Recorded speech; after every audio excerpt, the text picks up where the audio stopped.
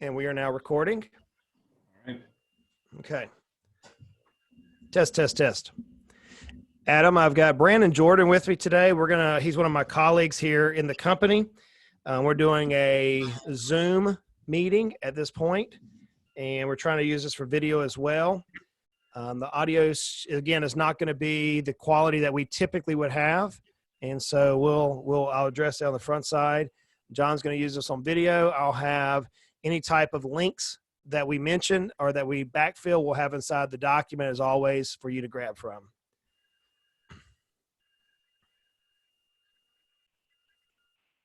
And welcome back to the Financially Simple Podcast. As you know, this is a show dedicated to today's business owners. And I got to tell you, friends, today's business owners are stressed. We're watching what's happening in our world, and I've taken to the airways to try to encourage you, to try to bring you some insights as this coronavirus 2019, as I've now coined the corona apocalypse of 2019 or 2020, whichever year you want to use. I want to continue to try to encourage you. I've made a statement here recently, but it wasn't my statement. I actually pirated it from a colleague of mine who I've asked to come on the show with me today. But I made a statement, and I said, I'll bet on the entrepreneur every single day of the week. And whenever I heard Brandon mention that statement to me, it impacted me as a business owner. It actually charged me to think in the way that, there is nothing that we entrepreneurs can't deal with. Now, you know that I'm a believer. You know that that I believe that God controls everything. And I believe that God gives calmness and wisdom to those who seek it. I truly believe that. So today I've asked my dear friend Brandon Jordan. He is, again, one of my colleagues here with Heritage Investors. He's joined us here in the recent past. He's located in Boston, Massachusetts, or near Boston, Massachusetts, at one of our satellite offices. Let me tell you a little about Brandon. First of all, he's a friend. Number two, he's wicked smart. I mean, this guy has got some serious credentials behind his name. He is a certified financial planner. He also has a master's degree in forensic accounting. I mean, he likes to dig into really weird stuff. He actually gets his kicks and jollies from reading like legal documents and things, friends. So he's a little bit of a goofball sometimes, but I tell you, he's a good thinking partner for me. We complement each other in a way that whenever there's a tough question, I'm able to use Brandon as a sounding board and vice versa. So I've asked Brandon to make his debut today on the Financially Simple Podcast to talk about something very tough. So Brandon, man, glad to have you with us today on the show. I'm glad to be here. Been listening to it for a long time, so it's nice to have a chance to contribute and hopefully give something of value.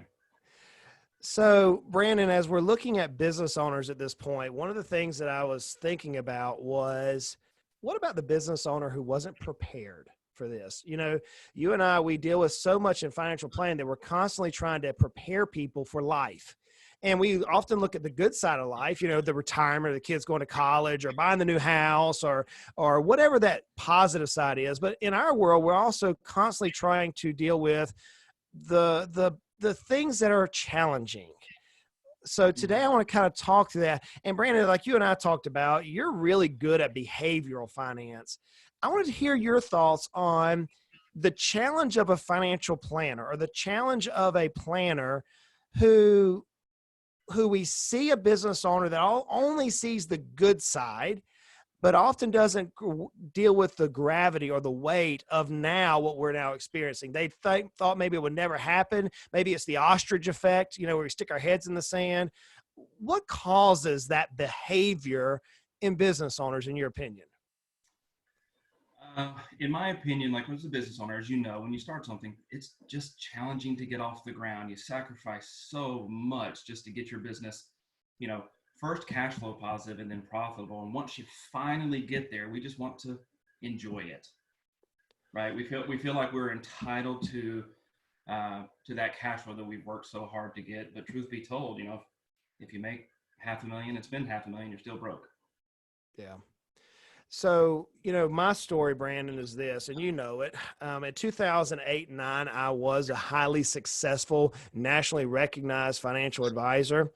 And I subscribe to a lot of what Dave Ramsey here in East Tennessee teaches about, not being in debt. I know you do as well.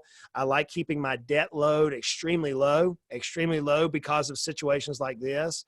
In 2008, 2009, I went through a very hard time in my life. I went through a lawsuit, and that lawsuit raked me over the coals. Now, at the end of the thing, it all was settled and everything came to be where that needed to be. And right was made, or wrongs were made right. And long story short, everything's okay. But man, Brandon, I can remember going home in 2008-9 as a financial person, not having any clients, not having any income, having house payments, having a baby on the way, dealing with a car payment at that point, wondering how in the world am I going to pay a payment? And buddy, I got to tell you, as I lived through 2009, 10, 11, I realized that more than anything, as we think, so we are. The scripture says, as a man thinks in heart, so is he. It's been said that if you think you can or think you can't, you're correct. Do you see the entrepreneurial spirit maybe in the initial phase of this coronavirus being knocked down a little bit and not viewing the positivity of things? Or are you seeing the other side? Are you seeing where the entrepreneurs are trying to now say, okay, we're dealing with this, now let's go? What are you seeing from your view? So I'll go back to your point. If you and I had known each other back at that time and you'd called me, I would have loved to have been your thinking partner. I would have had you pause and think about the things that you do have. There's some things that you definitely lost, but there are some things that you were gaining. Still had or still could gain, but the phone calls that I've received over the last couple of days surprisingly are not alarmist in nature. They're pragmatic in nature. This is what leads me to believe, to bet on the entrepreneur all day. So just this morning, I was having a phone call with a client who I care deeply about. And I said to him, made a personal ask. This is stressful. If you find something's particularly challenging, you can't get over the hurdle, you're just carrying some stress, do me a favor, call me. Don't bring it home, right? This is where we get to lead in our communities, lead in our household, etc. And the client says to me, Brandy says, I thought about this. I was stressed last night. And then I just started focusing on the things that I do have. My worst case scenario is I lose my business. That's my worst case scenario. It's not fun to think about with all the hard work. This is something he's got 10 years into. But he said, I didn't lose my mind, right? I got my family. I got my faith. And if I had to start all over again, I would do it better and I would do it faster. Yeah. Right. Yeah. To me, that is inspiring. And I think oftentimes when we focus on the stuff that we don't have, we become internal in nature, right? We focus on problems versus being solutions oriented. When we recognize that these are challenging periods, but start trying to think about solutions, we just see the world through a different lens. We've experienced it through a different lens. So let's deal with some practicality here. Okay. So for that individual who maybe isn't as prepared as they think they should be. Okay. And that could be a myriad of different levels, correct? I mean, it could be somebody who feels like they're just broke, or it could be somebody who says, you know what, if this thing were to extend out past our purview, it may cause me some problems. Mm-hmm. From a practical standpoint, the way I dealt with my own situation is this. I separated my cash flow, the way that I was paid, into two categories. I separated into my personal life and my business life. And on my personal life, what I personally did is I contacted everybody I could to see if I could deal with my debt management. And what happened in my life is I contacted my mortgage, and they were able to work with me during that time and allow me to defer or pay interest only for a short period of time. They allow me to do a lot of different things. Have you already seen that as well with some people dealing with this? Yeah, yes, indeed. So we're hearing a lot of stuff in the market.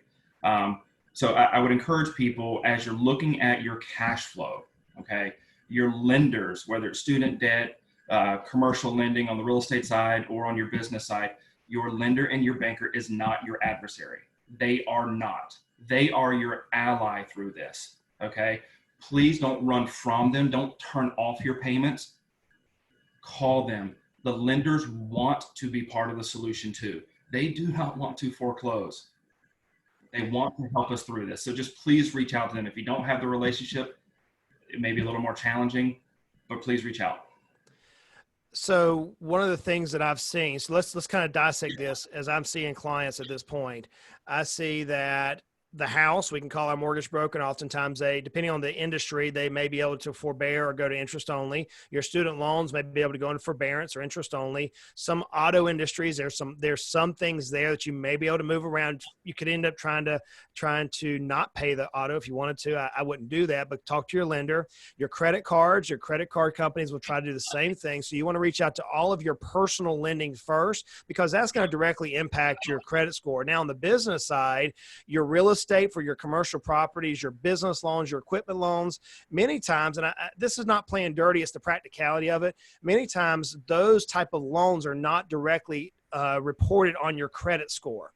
And so if you're really in a cash flow crunch, talk to your lender and say, hey, look, we're going to have a hard time. I think the medical community, we're going to talk about the Family First bill that Chris Mahan and I talked about yesterday. They actually signed that into law. We're going to talk about that for medical. But I was talking with an individual this morning that is a dentist that they cannot pay their practice note, their commercial mortgage, and provide for their family because the cash is so tight. They're relatively new in business. The banks had just loaned them money, and all of a sudden this came out of nowhere. I mean, this was totally unforeseen. So one of the things we said is, let's get your banker on the phone. Let's deal with this. And if they can't at this point provide any type of reprieve, then we just don't pay the mortgage, or we just don't pay the business loan, or we just don't pay the equipment loan at this point. And once you miss a payment, many times they may spring into action with a relief situation, or they may help you through this. What you're trying to do is ultimately survive. And again, Brandon, I think you make a good point there that the lenders are not your enemies. They're there to help you, and they do not want to deal with foreclosure. They do not, especially if you're an entrepreneur, a doctor, or somebody that's a high specialist, they don't want to deal with that. Is that what you're hearing as well? That's what I'm hearing. And, not only is it a bad financial thing for banks to foreclose, it represents a bad loan. They don't want that. There's also a lot of political risk for them right now. Like, they are part of the solution. They're not our enemy. And the other thing I would encourage our listeners to think about, particularly the small business owners, while we do have an obligation to look at the expense side of things, let's not lose sight of revenue too. Can we be, Justin? Well, I want to pause you this for a second there, Brandon. I don't want to jump on that quite yet. I want to deal with one more thing when it comes to lending. I had a client back in 2009 that had just started a particular commercial property right before the markets went down. And what happened is they called their lender. We were first and foremost started getting on the phones with them, and the lender was able to restructure the debt multiple times over the following 3 to 4 years, to where now that client sitting here today, 10 plus years removed, they were able to fully justify the loan. It did not hurt their credit score. They were able to continue to move through that challenging time because of where I know you're headed next. But my point is, as we wrap this section of the lending side, or as cash flow, the very first thing we want to do with cash flow is make sure we alleviate as much of that debt as possible, as much of that unnecessary life-sustaining where the cash flow as much as possible now, and go to the bare necessities that it's going to take to feed your family, to clothe your family, to house your family. And everything else, although it will be painful, will work out. Now, friends, as Brandon and I are talking, please hear us. That is not a recommendation for you not to pay your bills. That's not what we're saying. What we're saying is contact your banker, contact your mortgage company, contact your student loan company. Say, hey, look, we're now dealing with a hardship, and explain your particular situation. Each one of these lenders will, if they're not already, will at some point have a provision to help the business owners during this time. And Congress is moving forward. As we wrap up that cash flow section, Brandon, any other thoughts on that cash flow section? Yeah, one other thing I would add is I would encourage the folks, if you're going to be reaching out to your lender or your landlord or any stuff like that, have your documents at the ready. Okay, don't put it on them to go find your specific documents. They are probably getting a lot of phone calls as we speak. So let's take ownership of that ourselves, get our loan documents ready, our lease documents ready. Let's actually read them. They are important, right? You talked about me loving to read legal documents. They matter, but if we call our lender and we're prepared, it will help facilitate both the ease of the transaction and the timeliness of the workouts. So, Brandon, before I rudely cut you off a while ago, because I want to close out that little section there, I know where you're headed, because you were actually encouraging a client of ours here just this I think it was yesterday, with this exact comment, and that is that we don't only have to look at the expense side, we also have opportunity. I love your positivity in that, Brandon. Please share with the listeners what you're often coaching me and encouraging me on as a business owner. So as a business owner, we all love to make money, but in order for someone to have a desire to pay us, we have to give them something of value in return. So merely asking our clients, pleading to them to pay us during this period, I think that's a victory of hope over reason. But we can be resourceful in trying to come up with solutions that may equip our clients or permit our clients to have a desire to continue to engage with us. And that's unique and different for every business. But this is also where I think having a good business consultant or business coach comes into play. That understands, 80% of most businesses are the same as the 20% that's unique to the business. As we work with a lot of business owners, we can be very resourceful. Like entrepreneurs, Justin, in my experience, are some of the most resourceful, pragmatic people I have ever met. Yeah. And what my mission is through this is to remind them of that. Keep that on the forefront. Now is the time where we as small business owners are called to lead. Okay. Not just go slash and burn, not just take a hatchet to everything and focus internal. Let's step up. So as a matter, something that's near and dear to my heart is, I work with a lot of small business owners, as do you, and more often than not, when times are good, we want the federal government less involved in our business life, right? I think it's more true than not true. Now, my concern is that during this period, if we're not careful, we can become hypocrites. We can't look to them as our only solution. This is where I'm going to call us to come together. So one of the things I've been asking my clients up here in the Massachusetts market nationally is, if you come across some good little nugget of information that you believe is useful, please get it to us. We have a unique microphone and mechanism to disseminate that information to people. So my takeaway is, don't give up. Don't just go only to cutting of expenses. Be resourceful. Surround yourself with people who can help you think through problems, and let's commit to being part of the solution. None of us have all the answers, but together we can come up with some really good, pragmatic, impactful solutions. So you were telling me of a particular situation on a client that we serve, and without trying to go into confidentiality, all that stuff we have to deal with in our world. I was thinking it was interesting how you advised a particular, I'm going to say daycare, on some things that they can do. So friends, think about this. We've got a client who owns a daycare facility. So now, because especially there in Massachusetts area, where there's been a lot of shutdown, more so than here in East Tennessee, there are no children involved. So how in the world can they bill for not taking care of kids? And I think the solution, the creativity that entrepreneurial type spirit often has, I'd like you kind of just, without telling too much confidential information, just share the strategy that they were able to employ as an example of that creativity that we entrepreneurs can do at this time. Great question. So our goal during that conversation was to try to preserve revenue. We knew we couldn't keep that at the current level, but we didn't want it to go to zero. So what are some things we could do? So there was two approaches we came at it. One is my approach as the father. My wife is a teacher, so she looks at things a little bit differently. My wife was, very much loves the curriculum side of this. And we came up with the idea for the families who wanted to continue to have curriculum delivered to them, we created closed Facebook groups that was made available only to those who are willing to pay a reduced tuition to give the parents some curriculum to work with toddlers. And my wife, speaking candidly, she loved it when she saw that notification come through. She's a teacher. She's a phenomenal teacher, but she's never worked with toddlers. I didn't realize how impactful that would be to her. The other piece to this, the thing that I valued the most was that I knew that my 2-year-old son was happy, he was safe, and building social relationships as well. That permitted me to focus on the things that allow me to support my family. So we came up with the idea of trying to create virtual play groups for these toddlers just to see their friends, because that's challenging for all of us. And my understanding is that has been very well received amongst the other families within this that are served by this business.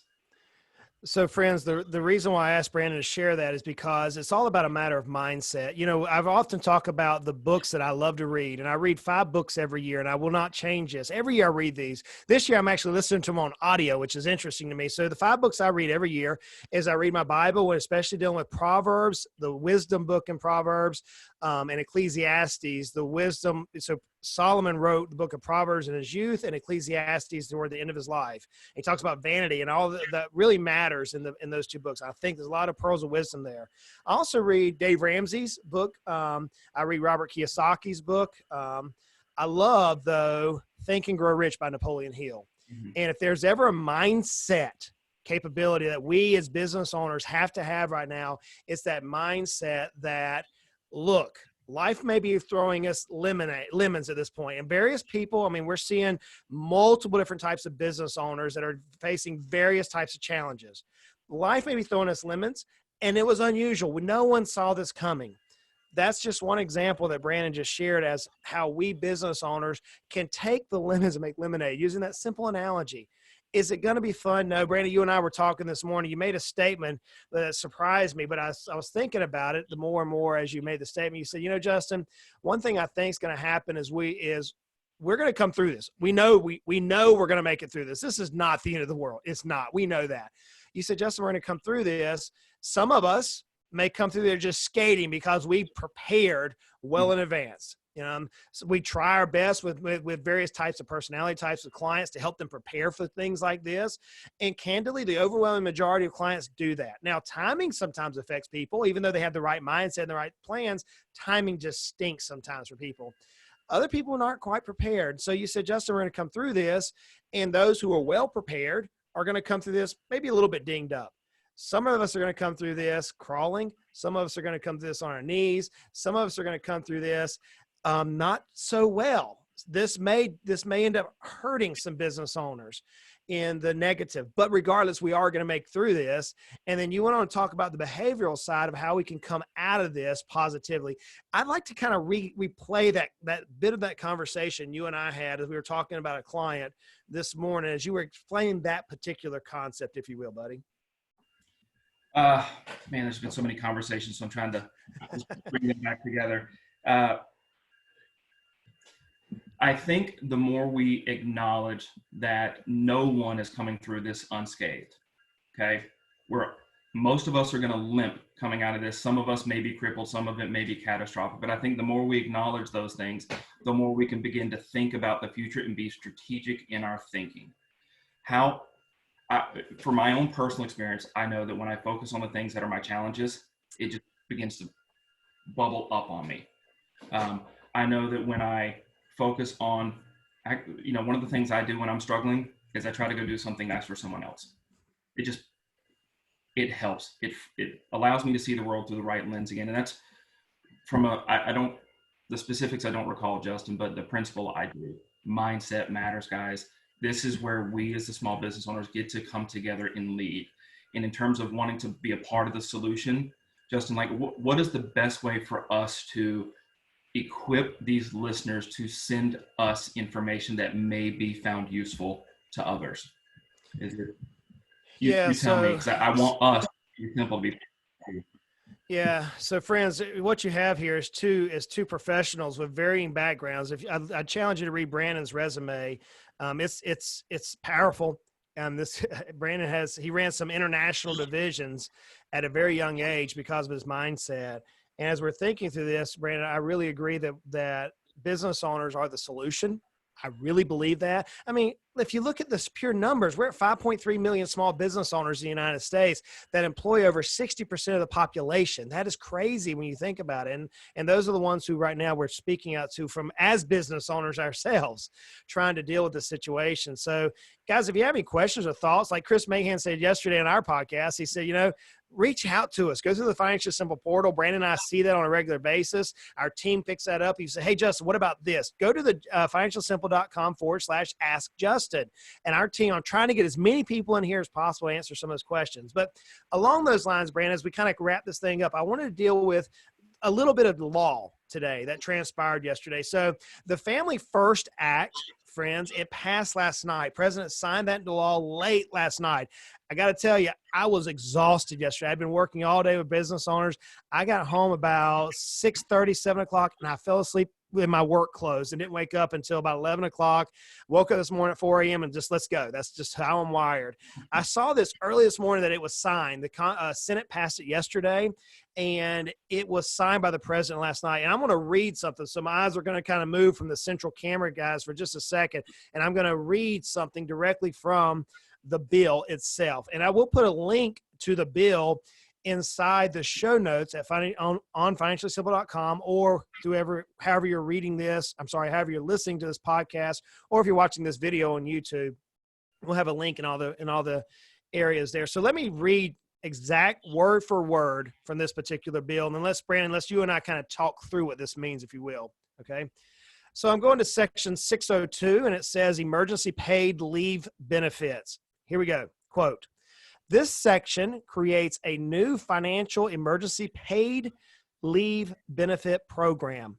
Eligible workers will receive a benefit for a month," and then in parentheses it says up to 3 months. And so that's a key right there, up for a month, up to 3 months. That's because we don't know what the timing of this thing is going to be, in which they must take 14 or more days of leave from their work due to the qualifying COVID-19 related reasons. So this is directly dealing with medical professionals, MDs, dentists, optometrists, chiropractors, people that the government is now saying, hey, we're forcing you to do some things differently. It says now days, quote again, days when an individual receives pay from their employer, and it's speaking about regular wages, sick pay, and other paid time off, or unemployment compensation do not count as leave days for the purpose of this benefit. Now it's going to go on to explain the benefit. And there's actually 4 points here that they actually wrote out. So here are the 4 points that we need to know. Benefit amount, point 1. 2/3 of the individual's average monthly earnings, in parentheses, based on most recent years of wages or self-employment income. I want you to hear that. Self-employment income, for which records are readily available, up to a cap of $4,000. So one of the questions that we paused there, Brandon, that you and I, and with your master's in accounting type background and with your tax training that you've had, we often, as dealing with unemployment issues, self-employed people typically aren't eligible for that. Am I correct? That's my understanding. Yeah, so this is interesting that they're saying, hey, the Social Security Administration is going to govern this, and they actually put in writing that self-employment income up to a cap of $4,000. And if you think about that amount, Brandon, as I think about it, I'm looking at it saying that's going to cover most mortgages, right, and that's going to cover most food and care needs. Does that sound fair? I cannot challenge that assessment at all. That's precisely how I would have thought it through. Okay. So let's go to the second point. Let's see if, again, check me and see if I'm correct in my interpretation of this. Again, guys, we're not lawyers. We're not the ones who wrote this. We're reading it just like you are. I'm just trying to give you the information as you're riding down the road as business owners, just something to help you think through the decisions you need to make. So here's second point. For the program and benefit period, the benefits will be available for leave that occurs from January the 19th, 2020, the date the virus first entered the United States, by the way, first day of diagnosis here in the United States, through 1 year after the bill's enactment. Now, Brandon, why do you think they gave us a full year from January 19th? Actually, it's a full year from yesterday. Why do you think they gave us a full year there? So if I'm trying to put myself in the role of our elected officials, it's to give us a runway to block and tackle and not have to revisit this in 6 weeks. None of us know what's coming, but we're trying to be strategic. So to me, that's a strategic play. Give us a long enough runway to allow us to revisit this a year from today, not, in 6, 8 weeks, etc. So that would be my thinking through if I were on Capitol Hill. Okay. So the third point that we're reading here says benefits can be paid retroactively, and applications can be filed up to 6 months after enactment. Now, as I'm reading that, and again, see if my thinking is correct, Brandon, I'm reading that saying that, okay, there's no need to make a run on the SSA, Social Security Administration, today. We small business owners need to kind of stay focused on what we're dealing with, which is our team first, our vendors first, our customers, clients first, deal with all those things. And we have to put a mask on ourselves, in this case, second. So I'm seeing this as we don't have to make a decision right now. We have time to go through and take care of everybody we need to take care of, and then take care of ourselves. Is that what you would interpret? That's exactly what I would interpret. I'd be coaching clients. Not only do we not have to, I would encourage us not to. We take care of our staff first. Our businesses impact our communities. We get out and serve. Okay, we're servant leaders, all of us. Number two is it's just pragmatic. It we're expecting to suffer losses like loss of income, et cetera, but we don't yet know the order of magnitude of that. So being able to go retroactive gives us the ability to sharpen our pencils, if you will, on just what the scale of impact is. The last point they have for us in this bill, and remember, we're talking about the Family First bill that's directly dealing with medical professionals at this point. We're going to go to the rest of us non-medical professionals next. But the last point they have in this bill, and guys, I took one section out of the bill that I think is most applicable to us business owners, especially those of you who are in the medical field. But there's a lot more in the bill. Again, there's a link there. I want you to read it. We may end up, I'm trying to schedule an expert who's already done this deciphering of this bill to come in and kind of break it down for our medical professionals ASAP. We're working on that actively right now. But the last point I have in this one section is this. It says, applications will be taken online, by phone, or by mail. Individuals will not visit. You're not going to go to the Social Security Administration's field office to apply. You're not going to do that. Your payments in most cases will be issued electronically. So more than likely an automatic deposit into your particular bank account. It says now that applicants must, this is where it gets key, guys, you must attest that you meet the criteria for eligibility and existing penalties for fraud or misrepresentation, as same with Social Security Administration, is enforced. So they give a whole eligibility guideline there inside the bill. We don't have time today in this conversation to go through the eligibility, but Brandon, if I recap it, all that points here, and we're dealing again with a medical world at this point, what I'm seeing is this. No one knew this virus was going to attack in the way it did. The government, various states, various associations are providing as much information as they can as this thing develops on a fluid basis. And so Congress enacted a bill, President's already signed it, saying that, look, we know that you're disrupted. In addition to all the Banking Act, which is a whole different conversation, we're talking about your personal family care here at this point, how to provide for your personal needs. And it says clearly in the bill that your most recent wages, including self-employment income, will be readily available, and that you can receive up to $4,000 for a qualifying event. And you don't have to file right away. You can file online and see if you apply for that. But you've got to make sure you're doing everything ethically above board, because it's the same type of risk reward that the Social Security Administration has for people applying for Social Security benefits when they reach retirement age. Is that, as you've read through this today, do we summarize that as best as possible today?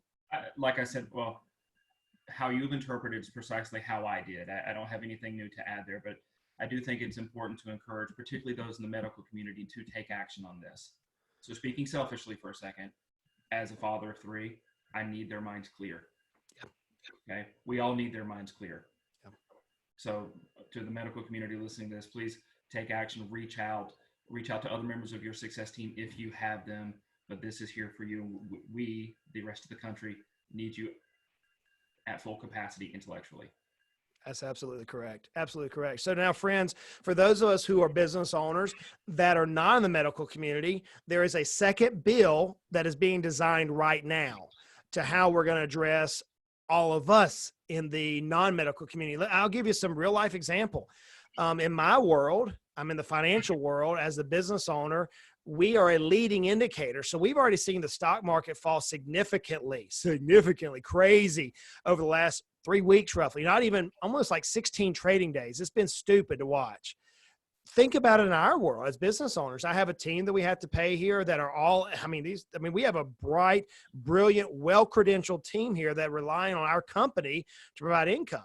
We're sitting here, thank God we're planners, and thank God we planned properly that we can survive this. But do you realize that our income is down about 30%, and we're getting our income coming in? So we're trying to figure out, okay, what is our contingency plans? Now, hopefully we will see the leading indicator move the opposite direction sooner than later. There was some news that came out yesterday about a vaccine already that's having human trials in place and looks like it's positive. Man, if that comes out and we can produce it fast enough with our technology and our medical community can do that, we'll see this thing turn around super fast. So there is a second bill that's coming out for those of us who are not in that medical community. And as soon as we get the details on that, we will jump in and provide that information to you. And Brandon and I are spearheading this. We're constantly checking this down. Brandon, I got one more thing I want to kind of go over, and then we're going to shut this one off for today's episode. But how would you advise business owners to deal with their vendors? Think about this. They maybe have supplies that have come in. They maybe have equipment that have been delivered. They may have some high invoices that need to be paid. They're business owners as well. I know I put you on the spot there, but how would you advise the business owners to deal with their vendors during this time period? I think it would be very similar to call it the bankers. They are not our adversaries. Okay, we need to be cautious in the approach we take. It's not a slash and burn. Reach out to those vendors. It is better to collect a portion than to collect none. Okay. If we all become myopic and start focus on me, we exacerbate this problem where the problem could become worse than the virus itself. So look at your vendors as partners. They have been that way for a long time. We're all in this together. And that brings me to, another point I wanted to make. You and I have often talked about, as a business owner, we can feel alone, right? It can be very lonely at times, but I just want to stress that we aren't. There is a massive network of like-minded small business owners out there. Reach out to them, share your struggles together, share your successes together. Despite our feelings, we are not alone through this. Man, that's great advice, Brandon. So, friends, we're doing our best to provide you up-to-date information. We had a lot of questions come in about, hey, what about if we're not prepared for this? A lot of people were not prepared for this for whatever reason. Maybe it was just being lazy. Maybe it was timing. Maybe it was whatever. We weren't prepared for this. And so we tried to come in and say, hey, here's some things you can do on a personal level, on a business level. Here's what happened just last night. Brandon's going to be joining us in the future. We're actually, we're setting up his podcast studio in his house as we speak. And we're hoping to have that up so the quality can get a little bit better here between this particular event.